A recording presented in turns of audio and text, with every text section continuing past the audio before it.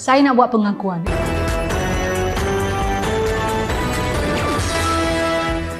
Berapa banyak video nak buat pengakuan dah. Tapi ini betul-betul pengakuan. Saya nak buat pengakuan iaitu, wahai penonton Glowy sekalian, saya, Puan Mary, tidak pernah menggunakan derma roller sendiri. Ya, tak pernah. Kenapa? Kenapa tak pernah? Bukankah derma roller itu ada banyak manfaat dia? Kena tontonlah video ini sampai habis untuk memahami tentang derma roller.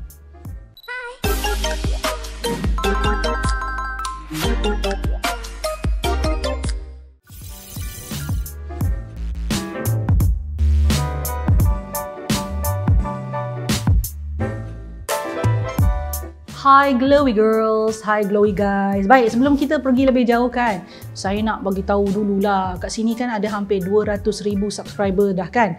Sepanjang video ini dirakam, subscriber Glowy dah ada dalam 200,000 lah, insya-Allah. Menghampiri. Tetapi apa kata you all, pergi jugalah dekat kita punya Instagram Glowy Official.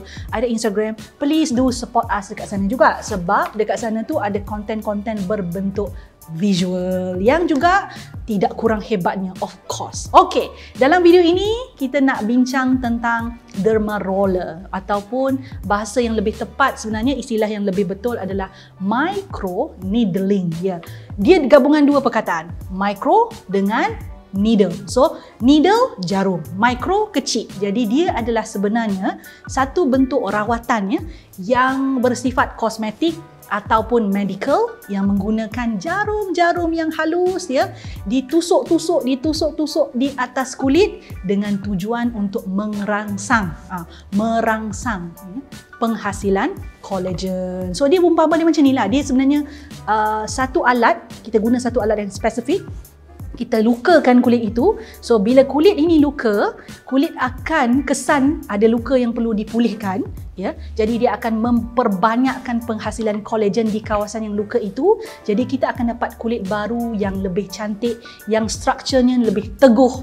Ada struktur lebih teguh, macam bina rumah pula kan. Dan dia punya, kita panggil keanjalan tu barulah sebab kawasan itu tadi telah dilukakan.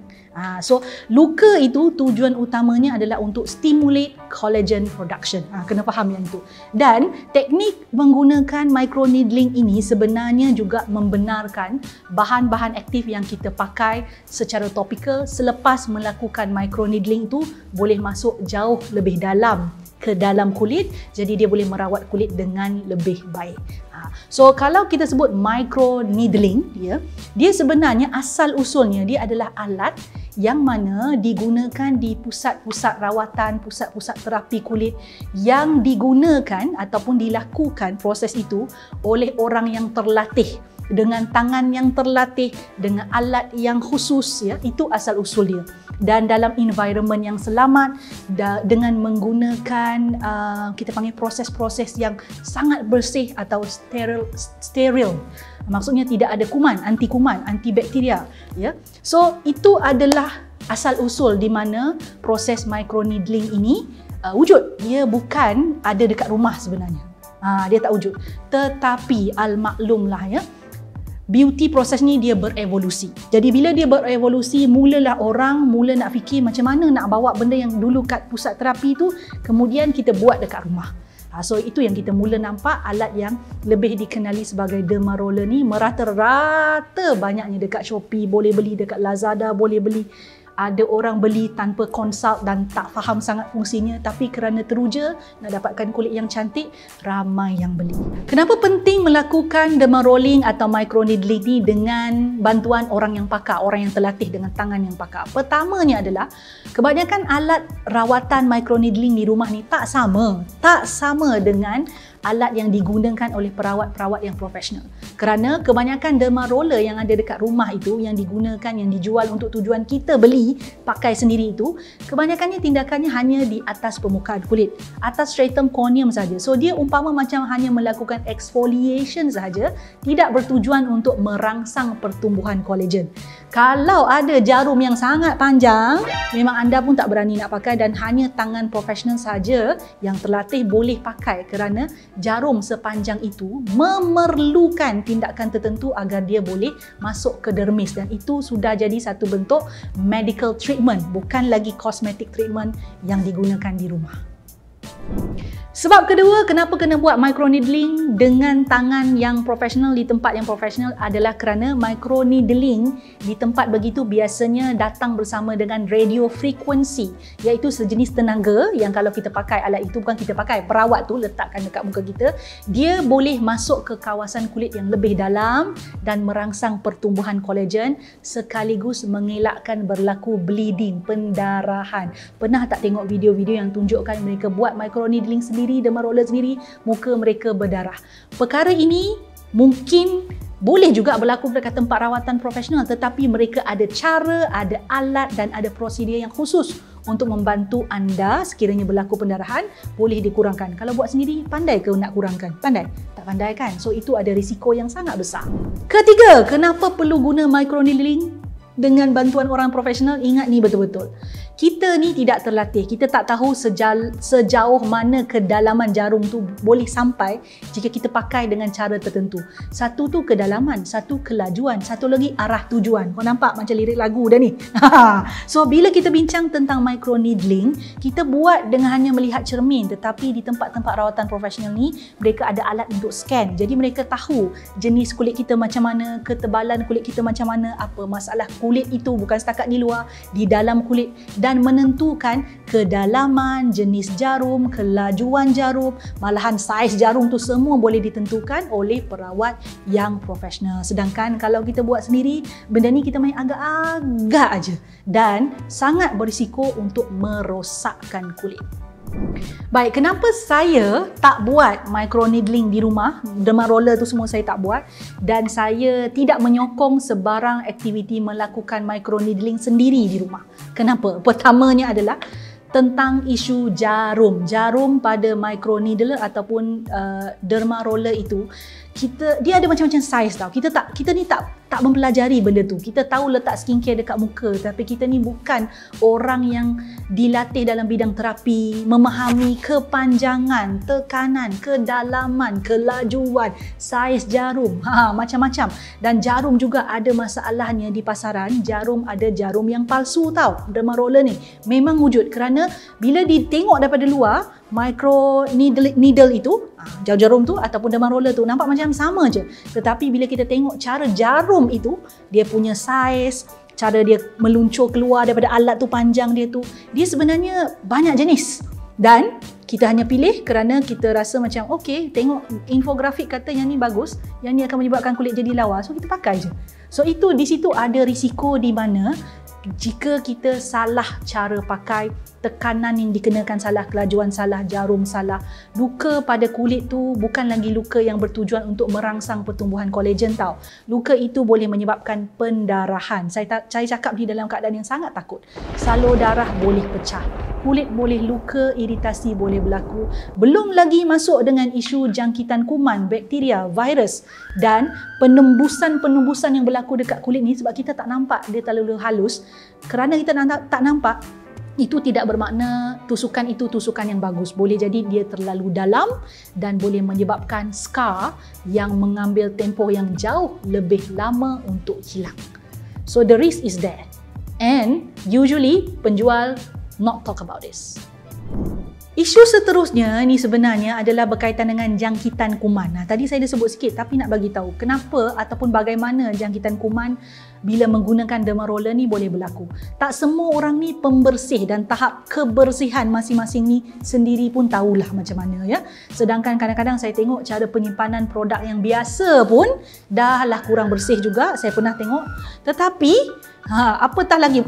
apatah lagi bila pakai microneedling ni. Alat yang dinamakan microneedling ni, kalau di pusat rawatan profesional, mereka akan sterilkan sebelum pakai, selepas pakai ada cara untuk membersihkannya, ada cara penyimpanan yang betul. Kemudian bila nak pakai balik semula, ada juga cara dan kaedah untuk memastikan dia betul-betul bersih daripada sebarang kuman-kuman yang boleh menjangkitkan kulit anda atau menyebabkan keadaan kulit jadi lebih teruk. So, kalau kita dekat rumah, kita nak steril dengan apa? Apa alat yang kita ada? Kita nak bersihkan dengan biasa dengan alkohol sahaja? Belum tentu. Ada satu kes yang saya nak ceritakan kepada anda semua dan mudah-mudahan ini menjadikan pengajaran dah. Ada satu kes di mana seorang wanita ini, dia guna alat micro needling di rumah. Dan dia guna pada kawasan dadanya. Itu memang kita tahu. So micro needle ni memang kita bukan setakat boleh guna kat muka lah. Kawasan lain pun boleh juga. Sebab kawasan lain pun ada memerlukan pertumbuhan kolagen. So dia guna dekat dada dia. Dan dia ingatkan masalah dekat dada dia itu, kawasan chest dia tu adalah sebenarnya jerawat dan dia salah anggap. Sebenarnya dekat dadanya ada jangkitan virus.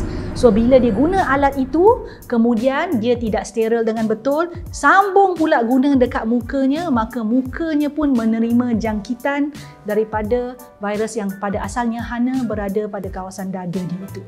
So isu sterilization ni adalah isu keselamatan dalam penggunaan produk. So that is the reason why I disagree kepada penggunaan micro needling secara sendiri di rumah.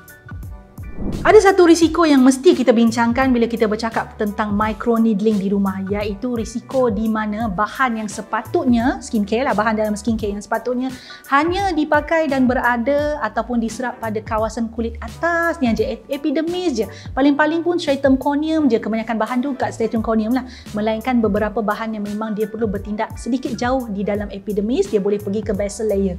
Ada, tapi tak banyak bahan macam tu. Most of the things that we use on our skin goes on the top layer of the skin. Ini fakta.